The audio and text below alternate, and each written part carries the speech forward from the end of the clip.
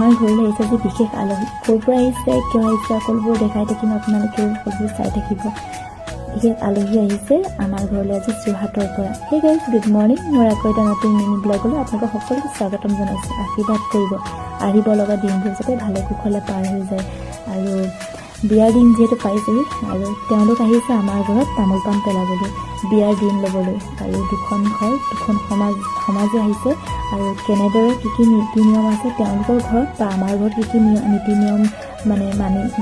সেইবোৰ তেওঁলোকে আলোচনা কৰিবলৈ আহিছে আৰু আশীৰ্বাদ কৰিব আপোনালোকে সকলোবোৰ যাতে ভালে কুশলে পাৰ হৈ যায় ভালে কুশলে যে দিনটো আহে একো বাধা বিঘিনি নাহক একো বাধা বিঘিনি যাতে নাহে তাৰে আপোনালোকে আশীৰ্বাদ কৰিব আৰু